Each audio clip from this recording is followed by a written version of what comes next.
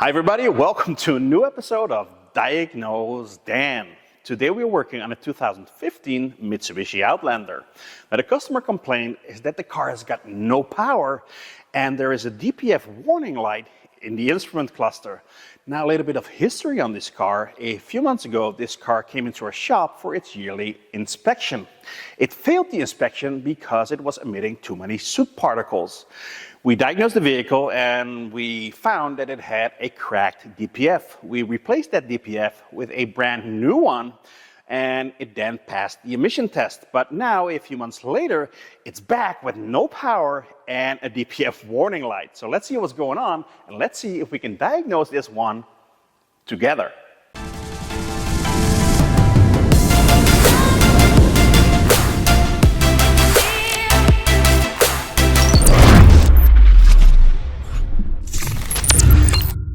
Now, as always, let's start out by confirming the customer complaint. Now, the customer told us that he never had any problems with the DPF until we replaced it. So this might turn into a warranty job, but first we have to find out what's going on. Now, the car has got an ACC warning light, but the customer wants us to ignore that. But this is the light we're talking about, check DPF system. Now, we also got a check engine light. And let's confirm the car's got no power, so let's go full throttle.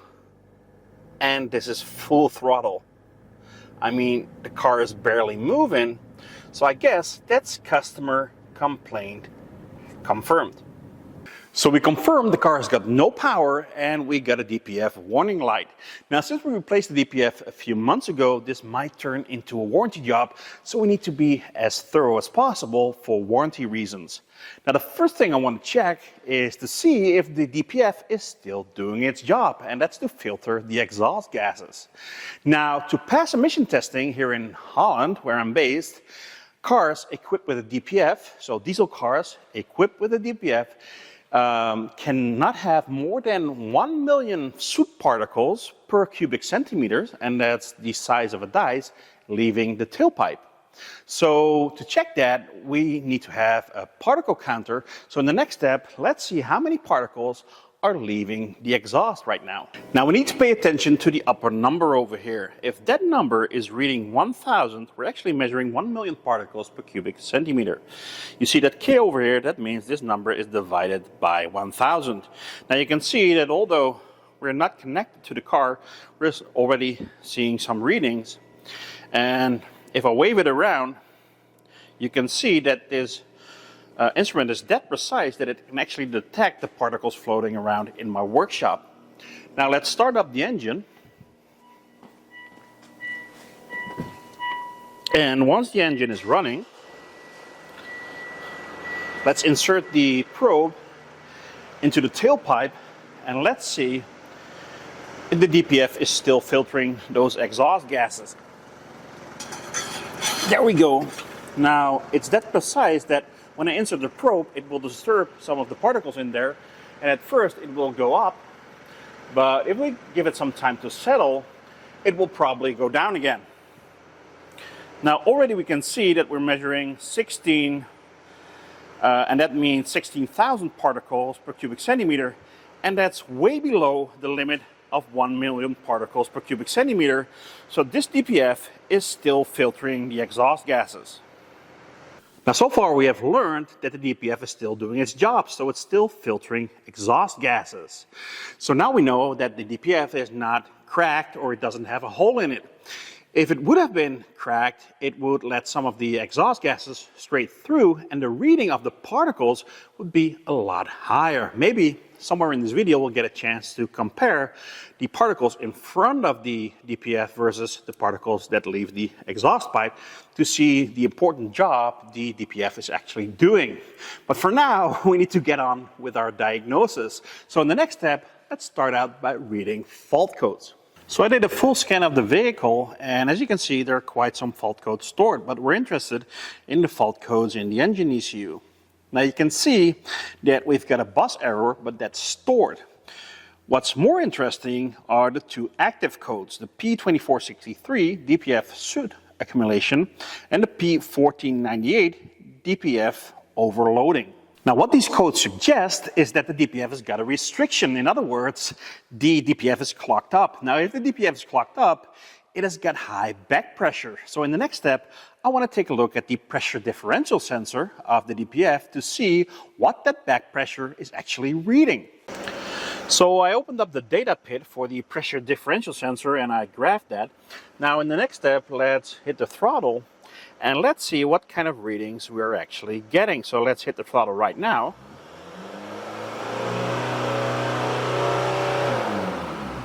And let's take a closer look at those readings.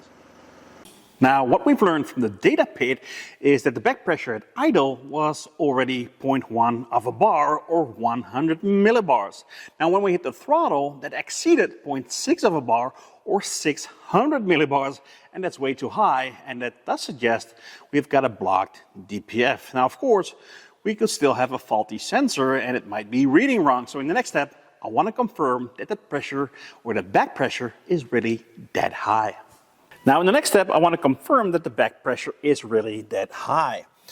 Now I've located the pressure differential sensor and that's over there, and I disconnected the line that comes to the pressure differential sensor from in front of the DPF. Now to that line I hooked up a tube, and to the tube I hooked up a pressure sensor. Now I connected that pressure sensor to my pressure gauge. So in the next step, we can actually see what the actual pressure readings in front of the DPF are. So in the next step, I'm going to start up the engine while you guys take a look at that pressure reading. At first, I'll let it idle and then I will hit the throttle.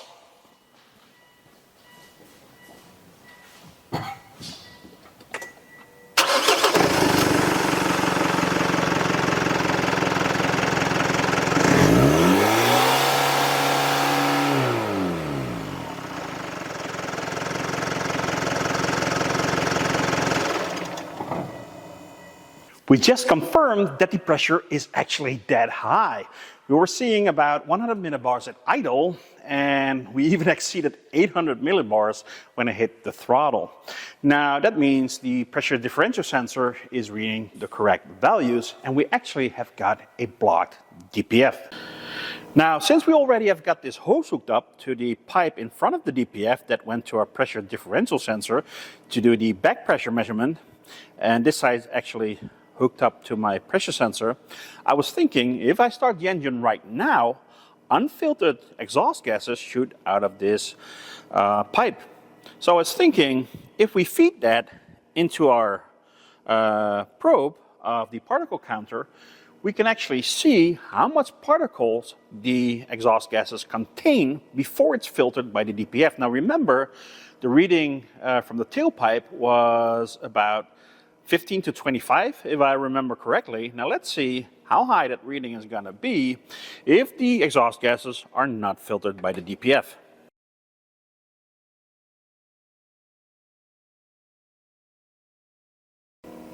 So let's start up the engine.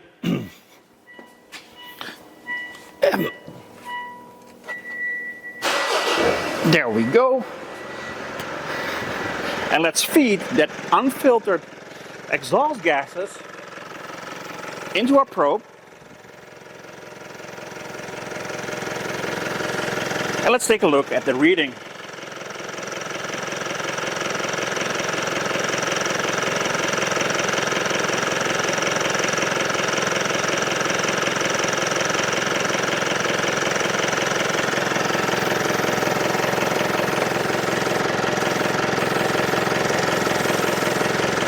Now the particle counter was reading close to 4.5 million particles per cubic centimeter. That means 4.5 million particles that would fit into the size of something as big as a dice.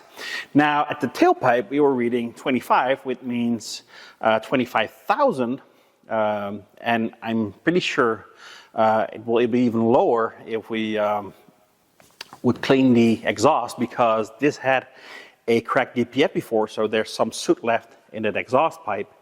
That means how important a DPF actually is. The particles are so small we can't see them with the naked eye, and you can imagine the size if 4.5 million would fit in a cubic centimeter. And those are the particles that enter the deepest parts of your lung, and it's very damaging and it causes very scary diseases.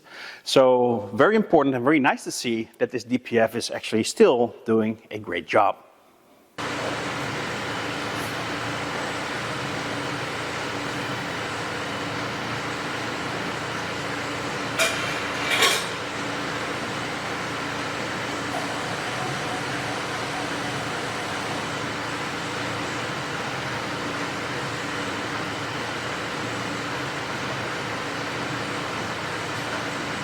Now that was great to see, but it has nothing to do with our diagnosis. So far we have diagnosed that we've got a blocked DPF, but that's only part of the diagnosis, because the real question is, why is the DPF blocked, especially since it has been replaced quite recently, only a few months ago.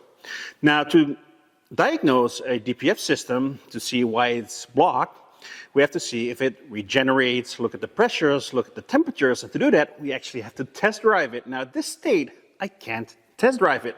So first, we have to clean the soot from the DPF. Now, I tried a forced regen, but it keeps aborting this, and I think that's because it's just too blocked.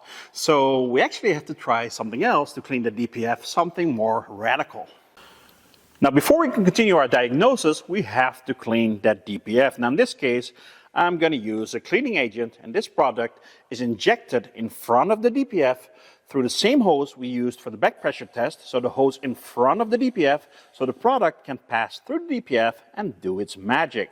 Now, this is actually a two-stage product. The first stage is called DPF Soak Pro, and that needs to be injected into the DPF and soak for 15 minutes. And after that, we need to use the second product, which is called Rinse Pro, and that needs to be injected while the engine is running to clean the DPF. Now let's give it a shot, and after the procedure is done, let's take a look if that pressure reading has come down to a normal level.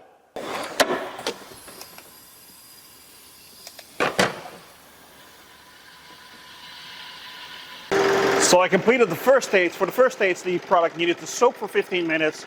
Then you have to let it idle and increase the RPM for a period of time. That's all done. Now we're ready for the second stage. In the second stage, the product needs to be injected into the DPF with the engine running at idle. So let's do that.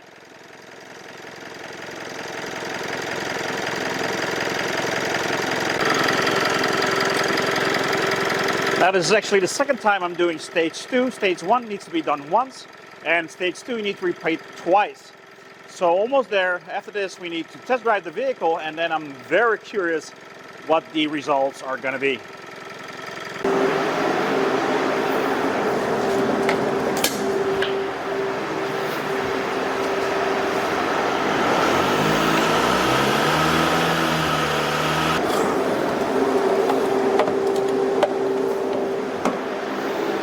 Now I've completed both stages, stage 1 once and stage 2 twice. And after that procedure, you actually need to test drive the vehicle. Now, I'm test driving it right now and it still has got no power. Let's hit the throttle, and this is full throttle, and we're still not accelerating. But I also didn't clear the fault codes yet, so we might still be driving in fail-safe mode. Now, I don't want to clear the fault codes before I've actually confirmed that the pressures have gone down. I want to do it one step at a time. Now, if this procedure does work, that would be fantastic, because normally I would remove the DPF and send it off to a professional company to be cleaned. And if I can do this in-house on the car, this would save me a lot of time and money. So fingers crossed, let's head back to the workshop and let's see what the back pressure of the DPF is after I finish this test drive. I completed the test drive and I'm back in the workshop. Now, since we have confirmed that the pressure differential sensor is actually showing us the correct value, we're going to rely on the data for the next test, and that's to see if the back pressure of the DPF actually came down. So we're going to do the same as before. I hooked up the scan tool. I'm going to start the engine and we're going to graph the data of the differential pressure sensor. Now, let it idle for a while and let's hit the throttle.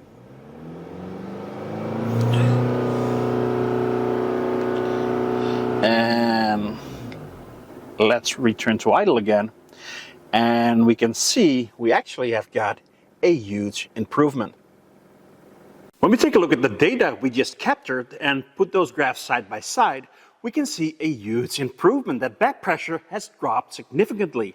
And that's a good thing because now we can continue our diagnosis, because we have to find out why the DPF was clogged in the first place. Now, before we do that, let me quickly clear the fault codes, because we have set quite a few fault codes by letting the engine idle with the mass airflow sensor disconnected and the EGR disconnected. So let me clear the fault codes and let's do another test drive to see if power is restored and if the engine came back alive. So we're test driving the vehicle again, and let me hit the throttle. And power is actually restored, or at least it is pulling a lot better. So now that we got that out of the way, let's return to the workshop and let's try to figure out why that DPF was fully loaded with soot. When diagnosing a vehicle, we always have to ask ourselves a very important question. Are we diagnosing the cause or the effect?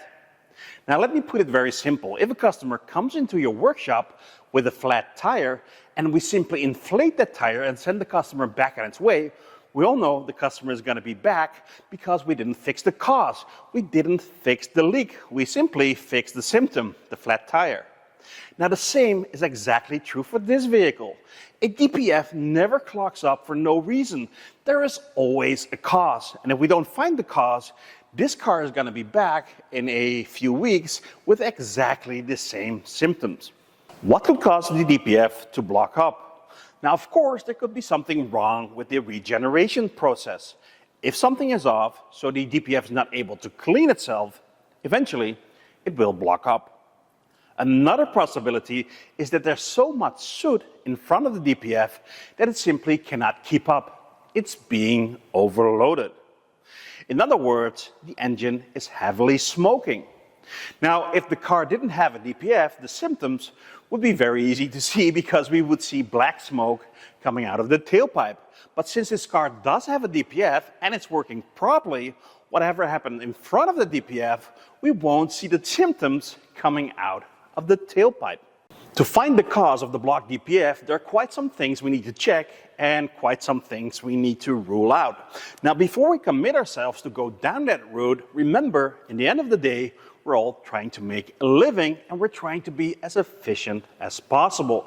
So before we go down that route, I want to quickly check if we're not chasing a common issue on this vehicle.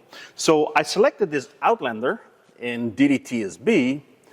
And when I go to bulletins and enter the fault code we're having, the P2463, and enter certs, we can see that a bulletin comes up with exactly the same fault codes we are having, the P2463 and the P1498.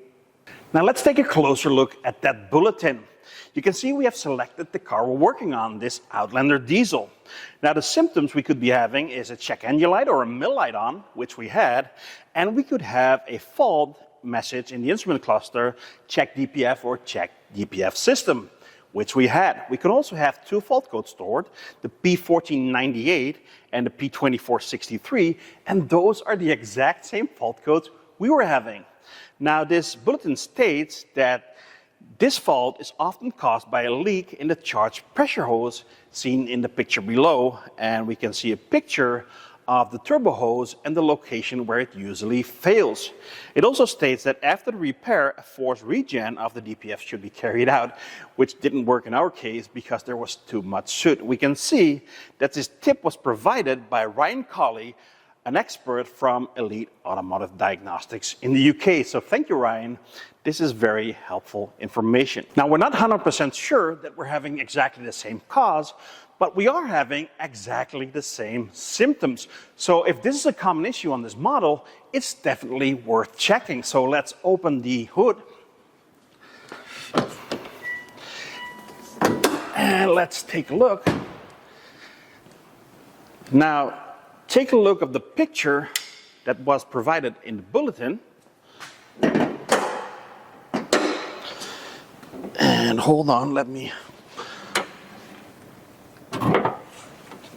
pop the hood for a second and let's take a light and take a look at that turbo hose. Now, as you can see, this turbo hose failed in almost exactly the same spot as the picture provided in the bulletin. Now, the great thing about cars is that they're all made with very high precision. And that means that if you have a certain model, they're all exactly the same. Now, if one of them develops a certain issue, chances are pretty fair they will all develop the same issue sooner or later. And this is where bulletins can be very helpful, and it is actually a great resource and a great tool because it can help you quickly diagnose these known issues without wasting too much time on them. I replaced the turbo hose with a new one, and if you ever get one of these cases into your shop and you're suspicious of that turbo hose failing, make sure to remove the engine cover because it blocks your direct view on where that turbo hose usually fails, and that's right there. Now we're going to do another test drive, and although we already had a huge improvement in power after we opened up that DPF, of course we should have even more power now that we repaired that turbo hose. Now normally a dead giveaway for a failed turbo hose like that is a hissing noise when you accelerate. Now either I didn't pay enough attention or it's hard to hear in this engine, but either way I missed it, so maybe we can rewatch the footage and listen for a hissing noise. Anyway, let me fasten down this engine cover and let's do our final checks.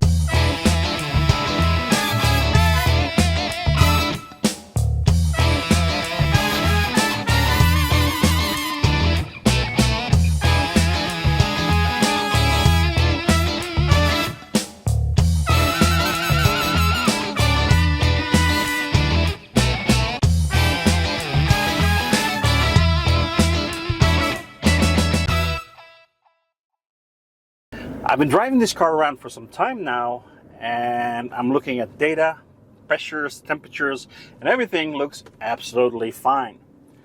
Now we also got a little bit more power, so I really think we fixed this vehicle. Now if a diesel is smoking, that usually means you've got a rich mixture. That means either you've got a lack of oxygen or you've got too much fuel. Now, in this case, some of the air was bleeding out of the turbo hose, so we had a lack of oxygen, and that was resulting in excessive soot.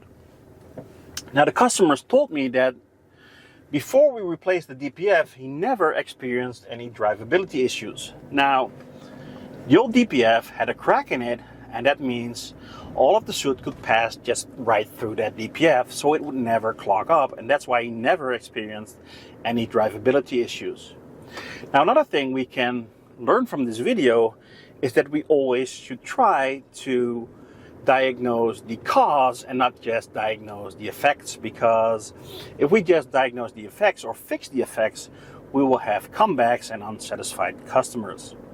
Now, I really hope you liked this video. If you did, please subscribe to my channel, and when you hit the little bell, you will get a notification each time I upload a new video. And remember, Diagnose Dan, fixed it again. See you next time, guys. When diagnosing vehicles, we have to keep. Now, when you're diagnosing a vehicle, there's something very important you have to keep in mind. Another possibility is that hose, make sure to remove that engine cover because it blocks your direct view to where the turbo line usually, it blocks your direct view on where the turbo hose. Although we already had a huge improvement in power after we opened up that DP.